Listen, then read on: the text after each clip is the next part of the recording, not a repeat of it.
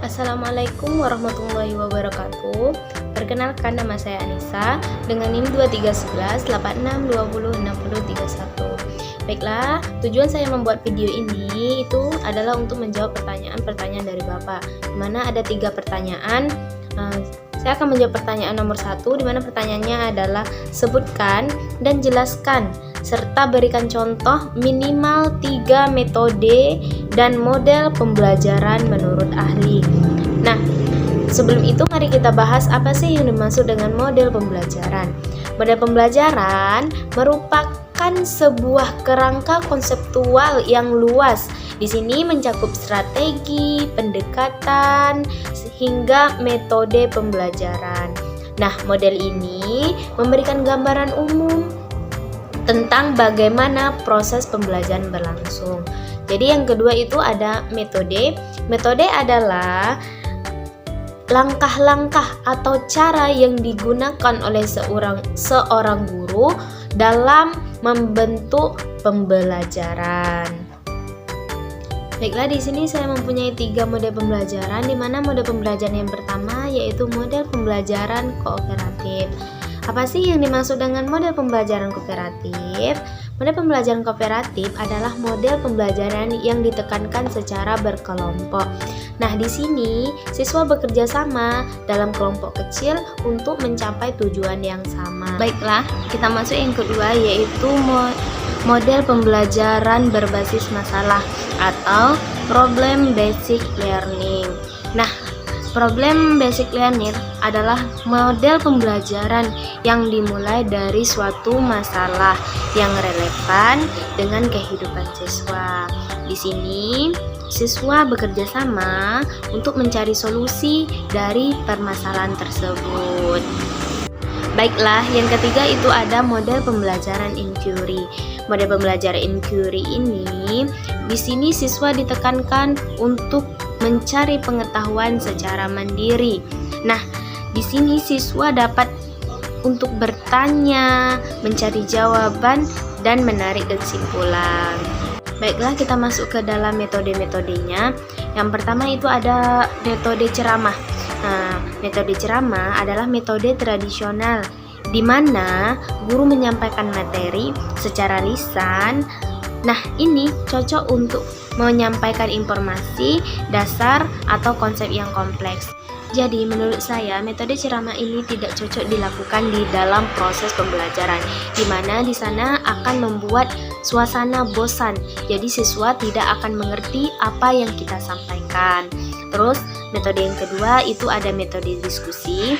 Nah, di metode diskusi ini, siswa aktif terlibat dalam pertukaran ide dan pendapat dalam kelompok kecil ataupun kelompok besar. Nah, di sini nanti sebagai seorang guru bisa membuat beberapa kelompok dalam satu kelas, lalu diajarkan cara berdiskusi supaya siswa bisa menukar pendapat ide-idenya. Nah, metode diskusi ini juga membantu meningkatkan kemampuan berpikir kritis dan komunikasi. Selanjutnya itu ada metode proyek. Siswa menyelesaikan tugas atau proyek secara mandiri ataupun berkelompok. Di sini bisa mengembangkan keterampilan pemecahan masalah dan kreativitas. Nah, dengan adanya metode proyek ini, kita tahu apa sih yang siswa ini bisa lakukan selain belajar matematika, PPKN, dan sebagainya. Baiklah, selanjutnya saya akan menjawab pertanyaan nomor 2, di mana pertanyaannya adalah apa yang Anda ketahui tentang sistem sosial dan peran guru dalam model pembelajaran, serta berikan contoh implementasi dalam pembelajaran. Nah, sistem sosial dalam konteks pembelajaran itu merujuk pada interaksi atau hubungan yang terjadi antara guru dan siswa, serta di antara siswa itu sendiri dalam sebuah proses pembelajaran. Sistem ini mencangkup peran norma dan struktur yang mempengaruhi dinamika pembelajaran. Nah, sistem sosial ini adalah bagaimana cara seseorang atau cara siswa beradaptasi dengan teman-temannya, cara berkomunikasi dengan guru-gurunya. selanjutnya itu apa sih peran guru di dalam model pembelajaran? Yang pertama itu peran guru dalam model pembelajaran. Guru itu sebagai fasilitator, yaitu membantu siswa menemukan dan membangun pengetahuannya sendiri. Yang kedua itu motivator.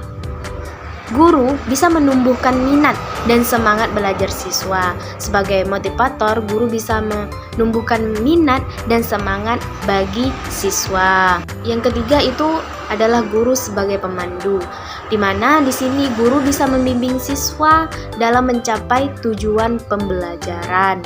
Yang keempat itu ada penilai.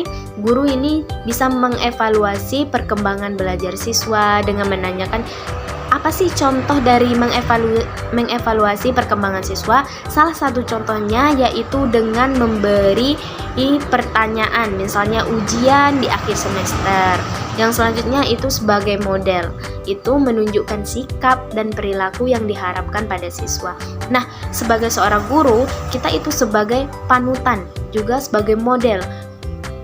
Jadi bagaimana kita berinteraksi, bagaimana kita berkomunikasi, itu tentu akan ditiru oleh siswa-siswanya. Jadi itu yang terakhir itu adalah guru sebagai model. Baiklah, itu yang terakhir itu saya akan menjawab pertanyaan nomor 3, di mana pertanyaannya adalah jelaskan pengertian sintak model, sistem pendukung, dan dampak pembelajaran dari model pembelajaran CTL atau Contextual Teaching and Learning dan model pembelajaran kooperatif. Nah, baiklah, model pembelajaran CTL adalah sebuah pendekatan pembelajaran yang menekankan pada keterkaitan antara materi pembelajaran dengan kehidupan nyata siswa. Nah, CTL ini bertujuan untuk membantu siswa memahami materi pembelajaran dengan cara menghubungkannya dengan pengalaman dan situasinya sehari-hari mereka. Nah, jadi yang dapat saya tangkap dari model pembelajaran CTL ini adalah model pembelajaran yang diajar materi pembelajaran yang ada di kehidupan siswa itu sendiri atau yang dialami oleh siswa itu sendiri. Sintak model dalam pembelajaran CTL ini merujuk pada langkah-langkah atau prosedur yang sistematis dalam suatu model pembelajaran untuk mencapai tujuan pembelajaran tertentu.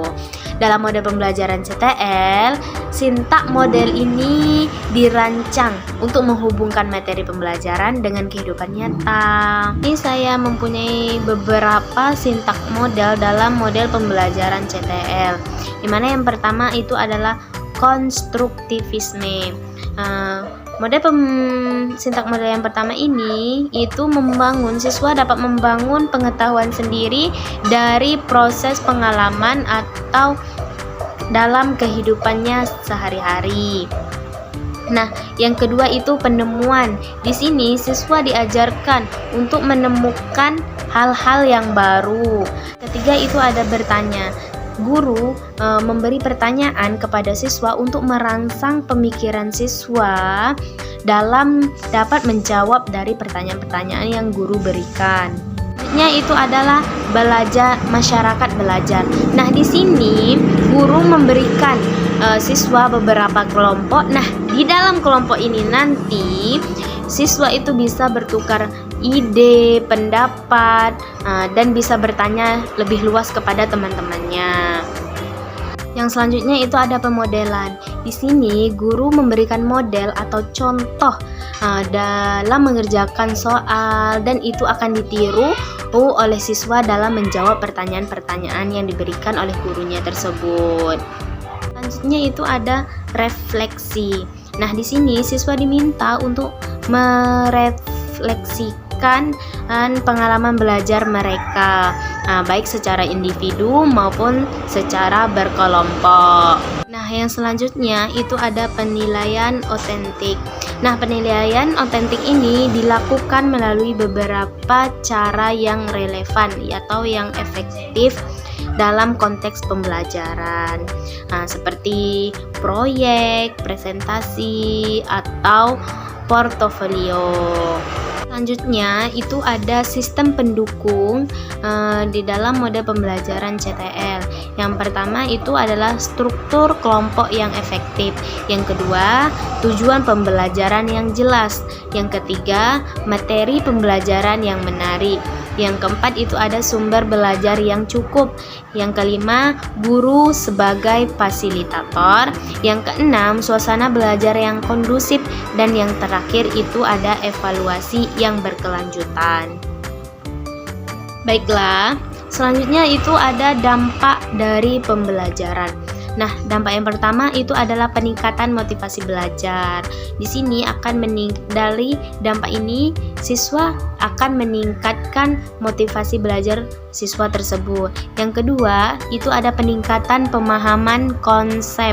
Yang ketiga itu pengembangan keterampilan berpikir kritis. Di sini juga membangunkan pengembangan keterampilan berpikir kritis siswa. Yang selanjutnya itu peningkatan keterampilan komunikasi dan kolaborasi. Nah, dengan adanya kita belajar CTL ini akan meningkatkan keterampilan komunikasi dan kolaborasi dari antar siswa tersebut. Nah, selanjutnya itu adalah pengembangan kemandirian. Siswa belajar lebih mandiri lagi dalam mengerjakan soal-soal yang diberikan oleh guru. Nah, yang terakhir itu adalah sikap positif terhadap pembelajaran. Selanjutnya itu ada model pembelajaran kooperatif.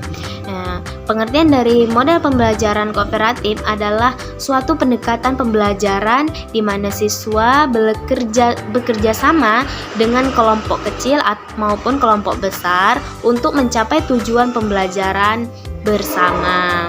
Nah, dalam model ini siswa saling bergantung, bertanggung jawab, dan saling membantu satu sama lain untuk memahami materi pembelajaran tersebut. Nah, di sini berarti di dalam model pembelajaran kooperatif ini yaitu ditekankan dalam proses pembelajaran itu dilakukan secara berkelompok. Nah, di sini siswa bisa saling membantu, bisa bertukar ide, pendapat, dan pengalamannya di dalam model pembelajaran kooperatif ini. Nah, selanjutnya itu ada sintak modelnya. Sintak model yang pertama itu adalah menyampaikan tujuan dan motivasi siswa. Yang pertama itu kita harus menyampaikan terlebih dahulu dari tujuan pembelajaran kita pada hari ini. Misalnya kita sebagai guru harus menyampaikan tujuan dan memberikan motivasi terhadap siswa sebelum melakukan proses pembelajaran. Yang kedua itu menyajikan informasi. Nah, guru memberikan sedikit informasi sebelum proses pembelajaran dilakukan. Apa sih anak-anak tahu nggak apa yang dimaksud dengan kebun binatang seperti itu. Nah, yang ketiga itu mengorganisasi siswa dalam kelompok. Nah, dengan adanya kelompok ini siswa itu bisa bertukar pendapat dan bertukar ide maupun pengalamannya. Terus yang terakhir itu membimbing siswa belajar dalam kelompok. Nah, seperti ada juga siswa itu yang kurang bermasyarakat atau yang kurang sosialnya. Nah, dengan adanya mode pembelajaran kooperatif ini, mungkin siswa tersebut bisa ternyata belajar secara bersama-sama itu menyenangkan. Nah, seperti itu. Selanjutnya ada evaluasi dan memberikan apresiasi. Setelah guru memberikan pertanyaan kepada siswa, memberikan pertanyaan atau mengevaluasi tersebut, setelah apa yang akan dijawab oleh siswa itu benar, dan seorang guru harus memberikan apresiasi terhadap siswa tersebut. Selanjutnya itu ada sistem pendukung dalam model pembelajaran kooperatif. Sistem pendukungnya itu ada beberapa. Yang pertama itu struktur kelompok yang efektif. Guru bisa membagikan kelompok itu secara efektif. Yang kedua itu tujuan pembelajaran yang jelas. Yang ketiga, materi pembelajaran yang menarik.